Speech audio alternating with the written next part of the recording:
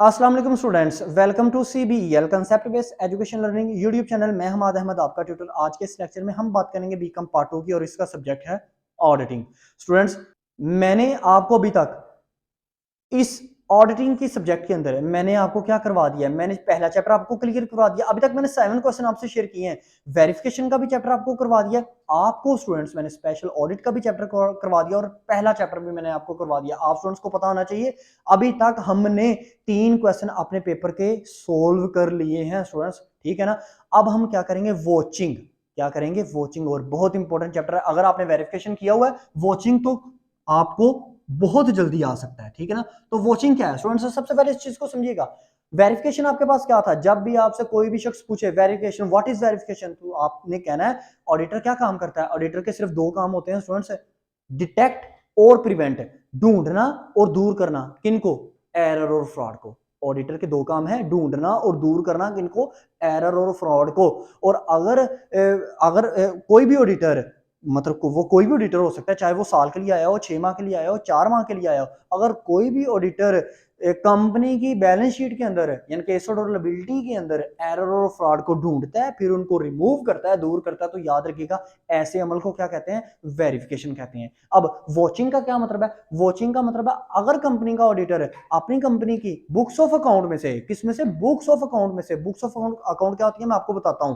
Books of account में से error और फ्रॉड ढूंढता है, फिर उनको दूर करता है, तो इसको क्या कहते हैं, इसको कहते हैं वॉचिंग। अब बुक्स ऑफ अकाउंट आपके पास क्या हो सकती हैं, जैसे परचेज बुक, सेल। देखिए परचेज बुक अकाउंट की मैं बात कर रहा, परचेज बुक का वर्ड आ जाए ना तो उसका मतलब ये होता है इसमें कैश भी परचेज भी है, इसमें क्रेडिट परचेज भी है। फिर सेल बुक, सेल बुक का मतलब यही है, इसमें कैश सेल भी है, क्रेडिट सेल भी है। बुक्स ऑफ अकाउंट के अंदर क्या क्या चीजें आती हैं, purchase book, cell book, cash book, inventory book, और इस तरह की आप कोई भी बुक लगा सकते हैं। मतलब एक्सपेंडिचर बुक भी आप लगा सकते हैं, ठीक है ना स्टूडेंट्स। तो अगर ऑडिटर जो है बुक्स ऑफ अकाउंट में से क्या करता है, एरर और फ्रॉड ढूंढता है और फिर उनको दूर करता है, तो ऐसे अमल को क्या कहेंगे, वॉचिंग कहेंगे। तो स्टूडेंट्स फर्ज करें, आप किसी कंपनी में जा रहे हैं तो आपको आप ऑडिटर को कहते हैं सर ऐसा करें, हमें वॉचिंग करके दें। तो थर्ड पर्सन जो बैठा होगा उसको कुछ नहीं पता चलेगा कि ये वॉचिंग किसको कह रहा है, ये वॉचिंग कौन है, ये क्या टर्म है वॉचिंग। तो आपको पता होगा कि मैं वॉचिंग क्या कह रहा हूं, मैं ये कह रहा हूं कि सर मुझे ना मेरी बुक्स ऑफ अकाउंट में से यानी कि purchase book, cell book, inventory book और कैश बुक, इस तरह की तमाम बुक्स में से मुझे एरर और फ्रॉड ढूंढ के दें और इनको मुझे हल करके मतलब रिमूव करके भी मुझे बताएं। तो हम सबसे पहले क्या करेंगे, जैसा कि हमने वेरिफिकेशन के चैप्टर के अंदर टेक्निक्स ऑफ वेरिफिकेशन किया था ना, इसी तरह टेक्निक्स ऑफ वॉचिंग बहुत इंपॉर्टेंट क्वेश्चन है। आपने इसको नंबर 1, ये क्वेश्चन नंबर 8 है हमारे पास, क्या है हमारी सीरीज के रिलेटेड क्वेश्चन नंबर 8 है, techniques techniques of watching. Okay students, तो सबसे पहले आप इंट्रोडक्शन की हेडिंग दोगे। इंट्रोडक्शन हमेशा ब्लैक मार्कर से आपने हेडिंग देनी है। इसको आप 4 से 5 लाइनें आप इंट्रोडक्शन की लिखेंगे। फिर आप देखोगे डेफिनेशन, डेफिनेशन हमेशा 2 लिखोगे, इन्वर्टेड कोमास के अंदर लिखोगे। इसके बाद आपने क्या करना है, सीधा सा टेक्निक ऑफ वेरिफिकेशन के ऊपर चले जाना है। चाहे इस क्वेश्चन को दोबारा लिखिएगा, चाहे ना भी लिखें तो कोई बात नहीं। नंबर 1 इसमें क्या करेगा स्टूडेंट्स, वो one book in one sitting. अच्छा एक बात को अंडरस्टैंड मुझे करके बताएं, अगर स्टूडेंट्स परचेज बुक को उसने उठाया हुआ है ऑडिटर ने, तो एक ही दफा में परचेज बुक की ही सारी वॉचिंग वो करेगा, उसके अंदर से ही सारे एरर और फ्रॉड ढूंढ के देगा। ऐसा नहीं हो सकता। उसने परचेज बुक भी खोली है, 2 मिनट बाद 2 घंटे बाद उसने क्या किया, उसने कहा अच्छा यहाँ इससे मैं बोर हो गया हूँ परचेज बुक से, अब मैं क्या करता हूँ, मैं सेल बुक को ओपन कर लेता हूँ। नहीं स्टूडेंट्स, इससे उसका माइंड कंफ्यूज हो जाएगा। तो ऑडिटर ने जब अभी वॉचिंग कर रही है ना, तो उसने नंबर 1 ये करना है कि जिस बुक को उसने पकड़ा हुआ है ना, उसी बुक को ना पहले उसकी वॉचिंग करे, फिर दूसरी बुक को लेके आए, ठीक है ना। Number 2 point,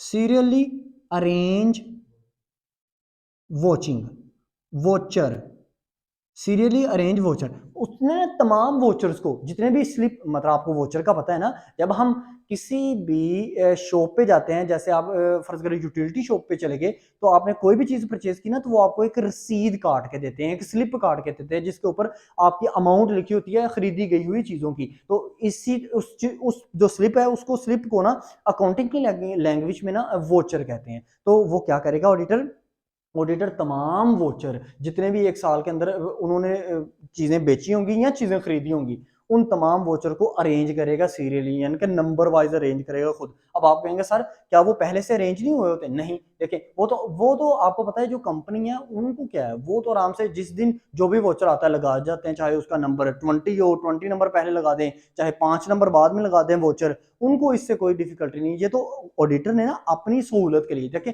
techniques of watching है ना, मतलब वो किस तरह वॉचिंग करेगा, तो वो तमाम वोचर को ना सीरियली अरेंज करेगा, यानी कि नंबर वाइज अरेंज कर देगा ताकि उसको परेशानी ना हो बाद में। नंबर 3 पॉइंट करेंगे डेट ऑफ वोचर, वो ये देखेगा वोचर की डेट क्या है, हर वोचर की डेट क्या है। नंबर 4 अमाउंट ऑफ वोचर, वो ये देखेगा हर वोचर की अमाउंट कितनी कितनी है। देखिए वो वोचर परचेज वोचर भी हो सकता है, सेल वोचर भी हो सकता है, कैश वोचर भी हो सकता है, वो स्टूडेंट्स इन्वेंट्री वोचर भी हो सकता है ना, ठीक है ना। नंबर 5 आप करोगे नेम ऑफ पार्टीज, यानी कि ये वोचर कितनी पार्टीज का, इस वोचर के अंदर किस किस पार्टी का नेम लिखा हुआ है। खरीदी देख, अगर तो फर्ज करो परचेज वोचर है तो परचेज किससे किया उसका नेम, और जिसने खरीदा कंपनी का नेम। तो अगर सेल वोचर है तो कंपनी का नेम और जिसको सेल की उसका नेम, ठीक है ना, नेम ऑफ पार्टीज। नंबर 6 के अंदर आ जाएगा हेड ऑफ अकाउंट, ये समझने वाला head of account. Head of account का ये मतलब है कि क्या जो भी वोचर है क्या उसी हेड अकाउंट के अंदर लिखा है। जैसे फर्ज करो एक वोचर है परचेज वोचर, तो परचेज के जितने भी वोचर हैं क्या परचेज बुक में ही लगाए हुए हैं ना इन्होंने, कहीं ऐसा तो नहीं किया इन अनपढ़ लोगों ने कि कहीं परचेज के वोचर को सेल के वोचर में डाल दिया, सेल की बुक में डाल दिया, और सेल बुक के जो वोचर हैं उनको परचेज बुक के अंदर डाल दिया। तो इस तरह उसने क्या करना है, इन तमाम को उसने देखना है कि हाँ इन्होंने कहीं मिक्सिंग तो नहीं की हुई। अच्छा की भी होती है, ठीक है ना, ये सारी चीजें उसने अपनी सहूलत के लिए क्या करनी है, अलहदा अलहदा करनी होती है, ठीक है ना स्टूडेंट्स। 6 पॉइंट आपसे मैंने शेयर कर लिया। पॉइंट नंबर 7 की बात करें तो सपोर्टिंग सपोर्टिंग डॉक्यूमेंट्स डॉक्यूमेंट्स। अच्छा सपोर्टिंग डॉक्यूमेंट्स का क्या मतलब होता है? सपोर्टिंग डॉक्यूमेंट्स का ये मतलब है कि ऑडिटर ये देख रहा है कि मैं जो वॉचिंग कर रहा हूँ ना, ये जो मेरे पास परचेज बुक के अंदर जो वोचर हैं परचेज वोचर, सेल बुक के अंदर जो मेरे पास मौजूद हैं वोचर सेल वोचर, क्या ये वोचर जो बने हुए हैं क्या ये वोचर वाकई दुरुस्त है? उसके लिए सपोर्टिंग डॉक्यूमेंट्स क्या है, मतलब सपोर्टिंग डॉक्यूमेंट्स का ये मतलब फर्ज करें एक परचेज वोचर है, एक मशीनरी खरीदी हुई है 1 लाख की, उसका वोचर भी अवेलेबल है इसके अंदर परचेज बुक के अंदर, तो उस वोचर के साथ क्या एक ऐसा भी वोचर लगाया हुआ है जिससे ऑडिटर को ये पता चल जाए कि हाँ ये जो मशीन खरीदी है 1 लाख की ये बिल्कुल ठीक खरीदी है। उसके लिए sporting voucher voucher sporting documents या स्पोर्टिंग वोचर उसको उसके लिए क्या लगाया होगा कि फर्ज करें उस वेंडर का या उस क्रेडिटर का एक उसकी कंपनी का स्टैंप लगाई होगी, ठीक है ना, या उसकी कंपनी की रसीद लगा दी होगी, साथ स्लिप लगा दी होगी, ताकि ये ऑडिटर जब भी ऑडिटिंग करने के लिए आए उसको कॉल करके पूछ ले। ओके, तो इसको कहते हैं स्पोर्टिंग डॉक्यूमेंट्स। मोहर लगाना साथ में वोचर की, वोचर के साथ सिग्नेचर कर देना, या उस बंदे की आइडेंटिटी कार्ड उस अटैच कर देना साथ उस वोचर के साथ, ठीक है ना स्टूडेंट्स। तो पॉइंट नंबर 8 की अगर हम बात करें तो नेचर ऑफ ट्रांजैक्शन, ये तो आपको पता ही होगा nature of transaction. Nature of transaction का मतलब है कि इन्होंने ट्रांजैक्शन क्या किया है, कैश की चीजें परचेज की थी, कैश से चीजें परचेज की थी, तो एंट्री इन्होंने यही की है ना परचेज टू कैश, कहीं इन्होंने एंट्री परचेज टू वाली तो नहीं कर दी, यानी कि क्रेडिट परचेज तो नहीं कहीं कर दी, ठीक है ना। नेचर ऑफ ट्रांजैक्शन का ये मतलब है कि इन्होंने ट्रांजैक्शन जितनी भी की है ठीक की है ना, जर्नल एंट्रीज। पॉइंट नंबर 9 की बात करें तो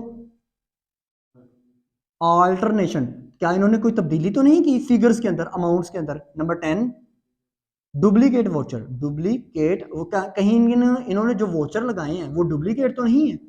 नंबर 11 ऑथोराइजेशन ऑफ वोचर, इसको मैं समझाता हूं। देखो ऑथोराइजेशन ऑफ वोचर का क्या मतलब है कि वो ऑडिटर क्या करेगा, फर्ज करो जो मशीन खरीदी है 1 लाख की क्रेडिट के ऊपर, तो वो ना या कैश के ऊपर, तो वो क्या करेगा जिस पार्टी से उस कंपनी ने खरीदी होंगी ना उस पार्टी को ना कर लेगा, कॉल कर लेगा ये ऑडिटर, मतलब पूछने के लिए कि क्या सर वाकई इस डेट के ऊपर आपने इन इन कंपनीज को ये मशीन सेल आउट की थी।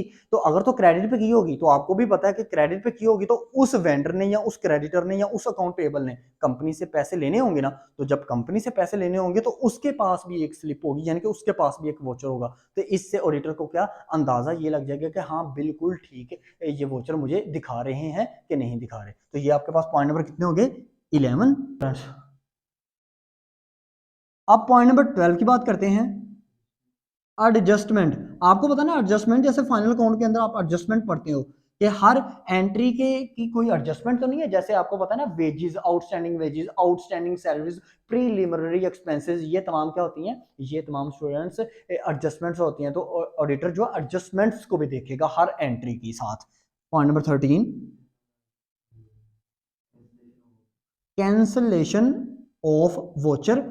अच्छा, ऑडिटर ये देखेगा कि क्या इस कंपनी ने कहीं किसी वोचर को कैंसिल तो नहीं कर दिया। अच्छा, कैंसिल का क्या मतलब है, फर्ज करें एक ना वोचर बना, कंपनी ने ना किसी ना कस्टमर के ना कस्टमर से 1 लाख रुपया लेना था। अब जैसे कस्टमर ने 1 लाख रुपया दे दिया तो अब वो भी अपने अपना वोचर कैंसिल कर देगा, मतलब क्रॉस कर देगा या फाड़ देगा। और कंपनी भी अपना जो वोचर है उसको फाड़ेगी तो नहीं, ऊपर से ऐसे क्रॉस कर देगी, ताकि वो क्रॉस करने का ये मतलब होता है कि कैंसिल कर दिया। वो ऑडिटर को ये बताएंगे कि सर इसकी जो पेमेंट थी ना वो हमें रिसीव होगी है हमारे डेटर से। ठीक है ना स्टूडेंट्स। तो पॉइंट नंबर 14 की अगर हम बात करें तो जी, टिक मार्क ऑन एंट्रीज, मतलब जो जो एंट्रीज चेक करता जाएगा ना ऑडिटर, उन पे टिक लगाता जाएगा, ताकि कल को ना वो ये ना भूले कि कहीं वो मतलब मिक्सिंग ना कर देना एंट्रीज की, उसको पता चले कि मैंने अभी तक इतना काम चेक कर लिया। पॉइंट नंबर 15 और लास्ट आप करेंगे, no assistance for client staff. No assistant for client, देखिए क्लाइंट किसे कहते हैं, क्लाइंट कहते हैं कि ऑडिटर जिस कंपनी का ऑडिट करने के लिए जाता है उस कंपनी को कहता है, ऑडिटर कहता है ये मेरा क्लाइंट है। ठीक है ना स्टूडेंट्स।